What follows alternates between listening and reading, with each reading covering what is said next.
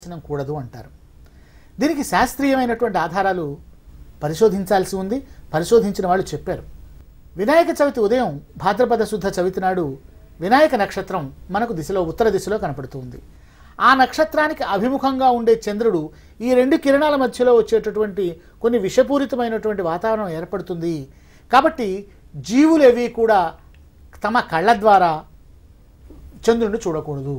ఏమి కళ్ళ ద్వారా మన మీద కిరణాలు పడితే ఏమి ప్రాబ్లం లేదా? కిరణాలు పడితే ఏ విధమైన సమస్య లేదు.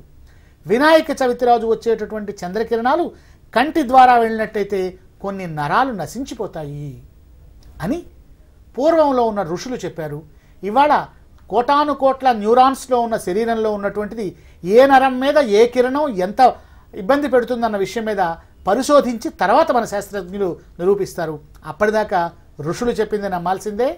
వినాయక చవితి రోజు చంద్ర దర్శనం కూడదు అని ప్రత్యేకంగా చెబుతూ ఉన్నారు. ఒకవేళ చంద్రుడిని చూసామనుకోండి, ఏం చేస్తాం? మన కర్మ అని ఊరుకునే పని లేదు. వినాయకుని యొక్క వ్రత కథ చదివి ఆ అక్షతలను ఎత్తి మీద వేసుకున్నట్టయితే మనలో ఒక రకమైనటువంటి చైతన్యము, ఏకాగ్రత, నమ్మకం ఏర్పడి కొన్ని నరాలు నశించిపోయినప్పటికీ తిరిగి బలీయమైనటువంటి ఆత్మశక్తి వస్తుంది అని దాని యొక్క రెమెడీ